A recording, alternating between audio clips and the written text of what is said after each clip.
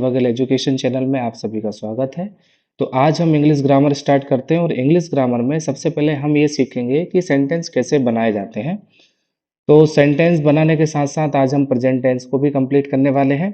तो ये बहुत ही ज़्यादा शॉर्ट वीडियो रहेगी जिसमें आप पूरे प्रेजेंट टेंस को बड़े आसानी से समझते हैं। तो बिना किसी टाइम को गंवाए हुए हम स्टार्ट करते हैं। तो देखिए, कोई भी सेंटेंस बनाने के लिए सबसे पहले उस सेंटेंस का हमें स्ट्रक्चर पता होना चाहिए। वैसे बेसिकली यदि हम देखें तो तीन तरह के सेंटेंस हमें बनाना आना ही चाहिए। एक अफर्मेटिव सेंटेंस, अफर्मेटिव सेंटेंस जिसको सकारात्मक वाक्य बोला जाता है। तो सेंटेंस का पहले स्ट्रक्चर यदि हम समझ जाएंगे तो सेंटेंस हमें बड़े आसानी से बनाने में बहुत ही ज़्यादा आसान हो जाएगा। तो अफर्मेटिव सेंटेंस का हमारा स्ट्रक्चर रहेगा, सबसे पहले आएगा हमारा सब्जेक्ट, हेल्पिंग वर्ब, वर्ब और देन ऑब्जेक्ट। अब बात आती है कि सब्जेक्ट क्या होता है। सब्जेक्ट का मतलब होता है सेंटेंस में जिसके बारे में बात की जाती है, जो करने वाला जो इंसान होता है, जो पर्सन या फिर कोई प्लेस या कोई भी नाउन जो किसी वर्क को करती है, उसको हम क्या बोलेंगे, सब्जेक्ट बोलेंगे। हेल्पिंग वर्ब क्या होती है? हेल्पिंग वर्ब वो वर्ब होती है जिससे हमें ये पता चलता है कि हमारा सेंटेंस किस टेंस का है, किस कंडीशन का हमारा सेंटेंस है, उसको हम हेल्पिंग वर्ब कहते हैं। इसके बाद हमारी आती है मेन वर्ब। तो मेन वर्ब क्या होती है? मेन वर्ब का मतलब होता है करना। यदि कोई क्रिया हो रही है, कोई एक्शन यदि हो रहा है तो उसको हम क्या बोलेंगे, वर्ब बोलेंगे। और इसके बाद हमारा आता है ऑब्जेक्ट। जिस चीज के, जिसके साथ जो वर्क किया जाता है या फिर जहां जो काम किया जाता है उसको हम क्या बोलेंगे, ऑब्जेक्ट हम उसको बोलते हैं। आगे डिटेल में इन सारी चीजों के बारे में हम डिटेल में विस्तार से समझेंगे। और ऐसे यदि हमें नेगेटिव सेंटेंस बनाना होता है तो हमें इस बात का ध्यान रखना पड़ेगा कि हेल्पिंग वर्ब के बाद हमेशा नॉट लगाया जाता है। बाकी पूरा स्ट्रक्चर आपका एज इट इज रहेगा। इंट्रोगेटिव की यदि हम बात करें, इंट्रोगेटिव का मतलब होता है किसी से क्वेश्चन करना। तो इंट्रोगेटिव में हमेशा हेल्पिंग वर्ब पहले आती है, फिर सब्जेक्ट आएगा, फिर वर्ब आएगी, फिर इसके बाद ऑब्जेक्ट और सबसे लास्ट में जो कि बहुत ज्यादा महत्वपूर्ण है, इंट्रो क्वेश्चन मार्क लगाना। ये इंट्रोगेटिव सेंटेंस का साइन होता है। इसके बाद हम बात करते हैं, आज से हमारी ये सीरीज स्टार्ट होगी। तो देखिए, हेल्पिंग वर्ब बहुत सारी चीजें होती हैं, हेल्पिंग वर्ब बहुत सारी हेल्पिंग वर्ब होती हैं। वैसे यदि हम इसको काउंट करें तो लगभग 24 हेल्पिंग वर्ब होती हैं। अब यहाँ पे दो तरह की हेल्पिंग वर्ब हैं। एक ऐसी हेल्पिंग वर्ब जो कि हम टेंस में यूज करते हैं, जिसमें क्या आएगा आपका is, am, are, was, were, will, shall, have, had, will have, shall have, will be, shall be, has been, have been, had been, will have been. ये बहुत सारी हेल्पिंग वर्ब है। और साथ में मॉडल्स जो रहते हैं, जो कि लगभग 13 होते हैं, 13 मॉडल्स होते हैं। तो ये मॉडल्स भी हेल्पिंग वर्ब में ही आती हैं, जैसे कि can, code, may, might, would, should. कभी जब हम मॉडल की वीडियो बनाएंगे तो वहां पर डिटेल में समझेंगे कि मॉडल का वर्क कैसे होता है, किस तरह के हेल्पिंग वर्ब का क्या यूज रहेगा। फिलहाल आपको सिर्फ इतना याद रखना कि ये सारी हेल्पिंग वर्ब रहेंगे हमारी, और ये सारे हमारे क्या रहेंगे, मॉडल रहेंगे। अब यहाँ से हमारा प्रेजेंट टेंस स्टार्ट होता है। जैसे कि मैंने आपको पहले बताया है कि कोई भी सेंटेंस को बनाने के लिए उसका स्ट्रक्चर हमें पता होना चाहिए। स्ट्रक्चर में हमें चार बातों का ध्यान रखना है। एक, हमें सब्जेक्ट पता होना चाहिए, दूसरी हमें हेल्पिंग वर्ब, तीसरी हमें वर्ब और चौथी हमें ऑब्जेक्ट हमें पता होना चाहिए। तो देखिए, टेंस को बनाने के लिए आपको सिर्फ दो महत्वपूर्ण बातों का ध्यान रखना है, और वो दो इंपॉर्टेंट चीजें कौन कौन सी है। एक हमारी है हेल्पिंग वर्ब। आपको ये पता होना चाहिए कि इसमें हेल्पिंग वर्ब क्या लगेगी, साथ में उस हेल्पिंग वर्ब के साथ हम किस वर्ब का प्रयोग करेंगे। तो ये दो चीजें बहुत ज्यादा जरूरी है। इन दो चीजों से ही हम पूरे सेंटेंस को या पूरे टेंस को हम आसानी से बना सकते हैं। तो सबसे पहला हमारा जो टेंस आता है वो है हमारा सिंपल प्रेजेंट टेंस। तो सिंपल प्रेजेंट टेंस का स्ट्रक्चर हमारा क्या हो जाएगा? देखिए, सब्जेक्ट सभी में रहेगा और ऑब्जेक्ट सभी में रहेगा। शुरू में सब्जेक्ट रहेगा, लास्ट में हमारा ऑब्जेक्ट रहेगा। दो बातें हमें सिर्फ समझना है। तो इसमें क्या आएगी, इसमें कोई हेल्पिंग वर्ब नहीं रहती है। अफर्मेटिव सेंटेंस में इसमें कोई भी हेल्पिंग वर्ब नहीं रहेगी। तो इसका स्ट्रक्चर क्या हो जाएगा, सब्जेक्ट प्लस वर्ब की फर्स्ट फॉर्म, और फर्स्ट फॉर्म के साथ में आपको क्या लगाना है, एस ई एस लगाना है या फिर आई एस लगाना है, और प्लस क्या हो जाएगा आपका, ऑब्जेक्ट हो जाएगा। ये प्रेजेंट टेंस का, सिंपल प्रेजेंट टेंस का हमारा स्ट्रक्चर रहेगा। इसी तरह से कंटिन्यू टेंस की बात करें तो कंटिन्यूअस टेंस का मतलब होता है कोई चीज निरंतर चल रही है, उसको हम बोलते हैं कंटिन्यूअस टेंस। अच्छा, सिंपल प्रेजेंट टेंस की मतलब ये वर्तमान काल, कोई भी जो एक्टिविटी जो हम वर्तमान में करते हैं वो हो जाएगी हमारी सिंपल प्रेजेंट टेंस में। कोई हमारा डेली रूटीन वर्क है तो वो सिंपल प्रेजेंट टेंस में ही कहा जाता है, उसके सेंटेंस सिंपल प्रेजेंट टेंस में ही होते हैं। कंटिन्यूअस टेंस में हेल्पिंग वर्ब क्या रहेगी हमारी, इज, एम, आर रहेगी, और उसके साथ हम क्या लगाएंगे, वर्ब की फर्स्ट फॉर्म के साथ वर्ब की आईएनजी फॉर्म का हम इस्तेमाल करते हैं। इसी तरह से परफेक्ट टेंस की बात करें तो परफेक्ट टेंस में हेल्पिंग वर्ब क्या होगी आपकी, हैज या हैव, और साथ में वर्ब की कौन सी फॉर्म लगाना है आपको, थर्ड फॉर्म का इस्तेमाल हमें करना है। इसके बाद हम परफेक्ट कंटिन्यूअस टेंस की बात करते हैं तो इसमें हेल्पिंग वर्ब आपकी रहेगी हैज बीन या फिर हैव बीन। हैज बीन या फिर हैव बीन आपको लगाना है। साथ में वर्ब की फर्स्ट फॉर्म के साथ हम क्या लगाएंगे, आईएनजी हम लगाएंगे। और इसके बाद में इसकी एक खासियत है, इसमें टाइम भी आता है सबसे लास्ट में। परफेक्ट कंटिन्यूअस टेंस में टाइम भी आता है। अब यहाँ पे देखिए, एक है हमारा कंटिन्यूअस टेंस और दूसरा है हमारा परफेक्ट कंटिन्यूअस टेंस। तो देखिए, कंटिन्यूअस टेंस का मतलब ये हुआ कि कोई भी चीज निरंतर कंटिन्यू चल रही है, बट कब से चल रही है वो हमें पता नहीं होता है। लेकिन परफेक्ट कंटिन्यूअस टेंस एक ऐसा कंटिन्यूअस टेंस है जो हमें ये बताता है कि कोई भी एक्टिविटी हमारी कब से चल रही है। तो इसमें टाइम मेंशन रहता है। टाइम यदि दिया है तो वहां आप समझेंगे कि ये परफेक्ट कंटिन्यूअस टेंस है, और यदि जहां पर टाइम नहीं दिया है और कोई चीज कंटिन्यू है तो उसको हम समझेंगे ये ओनली सिंपल कंटिन्यूअस टेंस अकेला ही है, परफेक्ट कंटिन्यूअस टेंस नहीं है। अच्छा, परफेक्ट टेंस का मतलब है कोई चीज आपकी कंप्लीट हो गई है। प्रेजेंट परफेक्ट का मतलब क्या होगा, कोई चीज आपने कंप्लीट कर ली है। कोई कंप्लीटेड वर्क के लिए, कोई पूरा हुआ काम के बारे में यदि कोई हम चीज बताते हैं तो वो हमारा रहेगा प्रेजेंट परफेक्ट टेंस। अब यहाँ पर सबसे पहले हम समझेंगे कि एस, ई एस और आई एस का इस्तेमाल कहाँ किया जाता है। एक एक चीज को हम डिटेल में समझते हैं। तो इसके ये बेसिकली 3 रूल हैं। वैसे तो ये रूल नहीं है, यदि आप अच्छे से समझ लेते हैं तो ज्यादा इसको याद करने की आवश्यकता नहीं है। तो देखिए, यदि किसी वर्ब के लास्ट में S, S H, C H, O, X या फिर जेड आता है, कौन कौन सी चीजें हो रही हैं, S, S H, C H, O, X या फिर जेड आता है, तो उसके लास्ट में हम क्या लगाते हैं, ई एस लगाते हैं।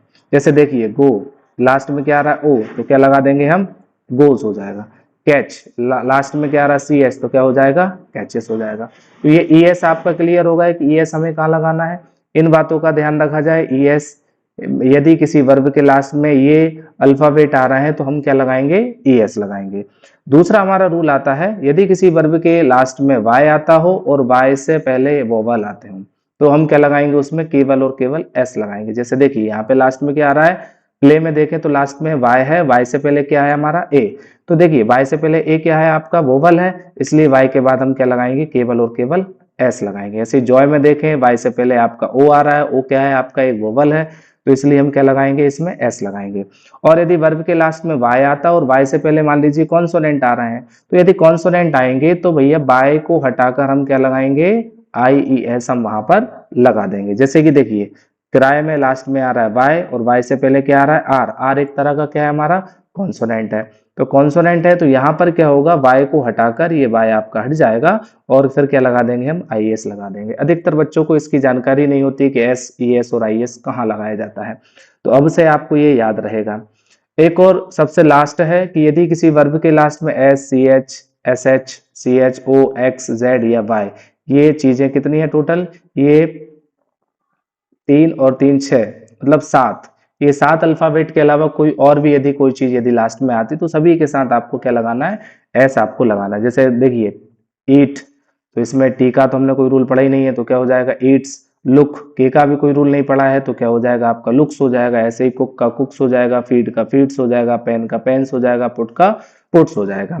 अब यहाँ पर सबसे इंपॉर्टेंट बात ये आती है कि क्या हमें ये सारे सेंटेंस के साथ S E S I S लगाना है, तो नहीं, हमें ये सारे सेंटेंस के साथ S E S I S हमें नहीं लगाना है। हमें S E S I S कब लगाना है, तो S E S I S आपका कब लगेगा, जब आपका सिंगुलर सब्जेक्ट होगा। क्या होगा आपका, सिंगुलर सब्जेक्ट। यदि सिंगुलर सब्जेक्ट होगा तो हमें क्या लगाएंगे, वर्ब के साथ S E S I S हम लगाएंगे। सिंगुलर सब्जेक्ट क्या होता है, जैसे कि ही हो गया आपका, शी हो गया, या फिर इट हो गया, या फिर किसी का सिंगुलर नेम हो गया। ये यदि सब्जेक्ट दिए होंगे तो ही हम S E S I S लगाएंगे। और यदि प्लूरल सब्जेक्ट यदि दिया होगा, प्लूरल सब्जेक्ट मतलब एक से ज्यादा, यदि प्लूरल दिया है, जैसे कि आई को भी हम प्लूरल में काउंट करेंगे, यू को भी काउंट करेंगे, दे को भी काउंट करेंगे, और वी को भी हम प्लूरल में ही काउंट करेंगे। तो ये यदि सब्जेक्ट आते हैं तो इनके साथ केवल और केवल वर्ब की फर्स्ट फॉर्म का यूज करेंगे। और यदि ये सिंगुलर सब्जेक्ट आते हैं तो इसके साथ हम वर्ब की फर्स्ट फॉर्म के साथ एस, ई एस और आई एस का हम इस्तेमाल करेंगे। ये हमें याद रखना है। चलिए आगे नोट क्या दिया है कि S, E S, I S हमेशा सिंगुलर सब्जेक्ट, ये पूरा लिखा हुआ है कि ही, सी, इट या नेम होने पर ही वर्ब की फर्स्ट फॉर्म के साथ लगाए जाते हैं। प्लूरल सब्जेक्ट के साथ S, E S, I S नहीं लगाए जाते हैं। अब आगे हमें समझना है कि इज, एम, आर, इन तीनों का इस्तेमाल हम कहाँ करेंगे। तो वैसे इज, एम, आर किसकी हेल्पिंग वर्ब होती है, ये प्रेजेंट कंटिन्यूअस टेंस की हेल्पिंग वर्ब होती है। तो फटाफट हम देख लेते हैं। इज लगाएंगे सिंगुलर सब्जेक्ट के साथ, ही, सी, इट या नेम, एम आई के साथ लगता है, आर प्लूरल सब्जेक्ट के साथ लगता है। ये इतना ज्यादा याद करने का विषय नहीं है, तो सभी को पता रहता है। यदि आपको नहीं है तो इसका स्क्रीनशॉट लेकर आप याद कर सकते हैं। हैज और हैव का यूज कहाँ करेंगे, ये परफेक्ट टेंस की हेल्पिंग वर्ब है, तो हैज का यूज हम कहाँ करेंगे, सिंगुलर सब्जेक्ट के साथ करेंगे, और हैव का यूज कहाँ पर करेंगे, प्लूरल सब्जेक्ट के साथ हम करेंगे। अब यहाँ पर कुछ एक्सरसाइज दी गई है, इस एक्सरसाइज को हम समझते हैं और ये पता लगाएंगे कि हमारा ये सेंटेंस किस टेंस का है। तो चलिए हम फटाफट पहचानते हैं। हमें केवल दो चीजों पर ध्यान रखना, एक हेल्पिंग वर्ब और दूसरी किस पर रखेंगे हम, वर्ब पर। तो राम इज रीडिंग इंग्लिश, तो देखिए इसमें इज आ रहा है और आईएनजी आ रहा है, तो बताइए कौन से टेंस का है, ये हो जाएगा आपका प्रेजेंट कंटिन्यूअस टेंस का है।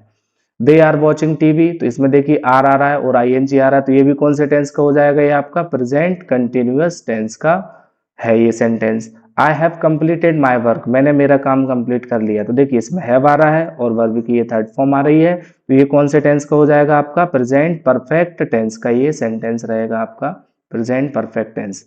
आई एम डूइंग माई वर्क, तो देखिए इसमें एम आ रहा है, तो ये कौन से टेंस का रहेगा, प्रेजेंट कंटिन्यूअस टेंस का। सुमन हैव ईटन मैंगोज, तो हैव आ रहा है और वर्ब की थर्ड फॉर्म आ रही है, तो ये कौन से टेंस का रहेगा, आपका प्रेजेंट परफेक्ट टेंस का रहेगा ये।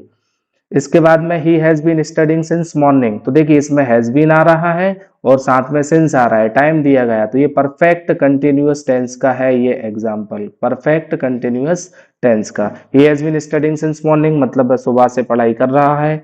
दे have been playing for 2 hours, तो इसमें भी हैव बीन आ रहा है, तो ये भी आपका परफेक्ट कंटिन्यूअस टेंस का होगा।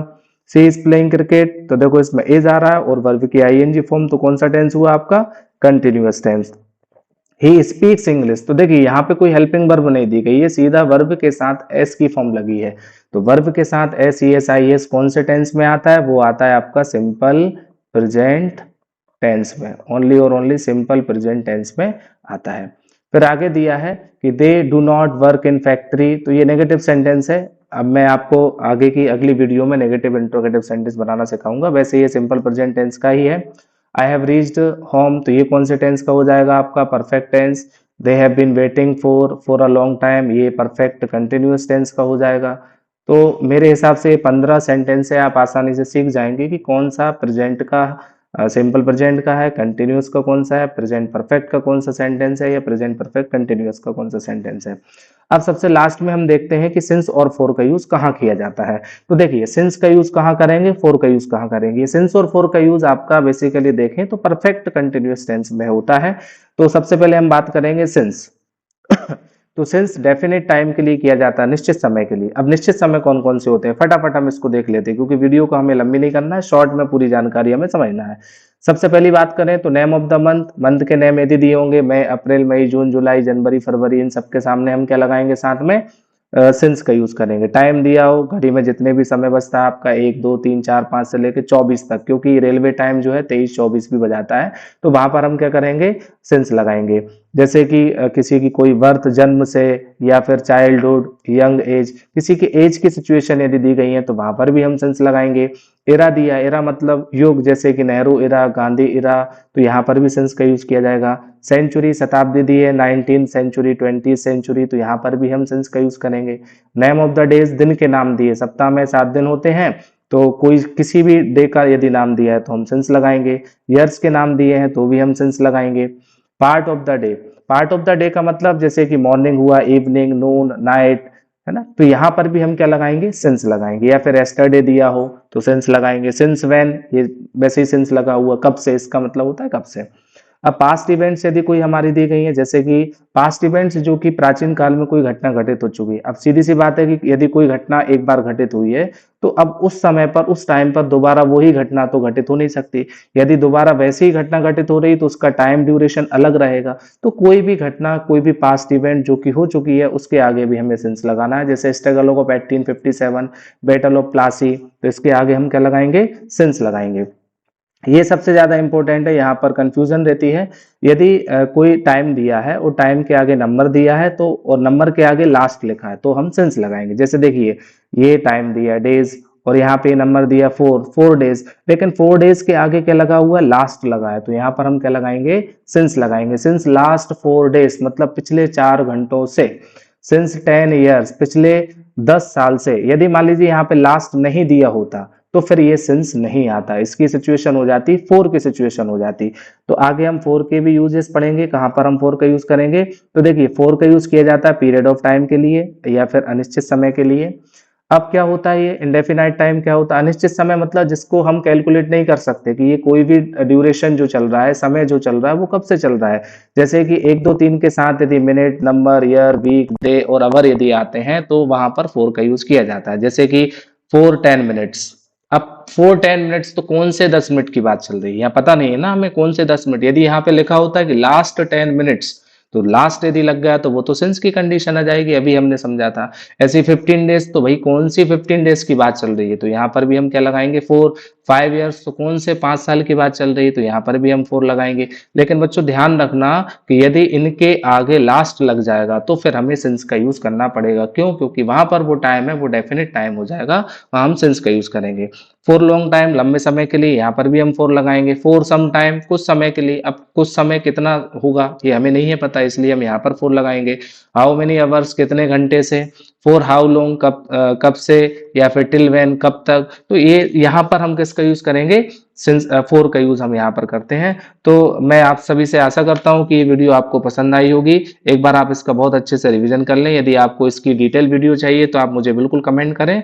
और यदि वीडियो आपको अच्छी लगी हो, आपके लिए यदि नॉलेजेबल रही हो, तो इसको लाइक करें, शेयर करें और सब्सक्राइब करें।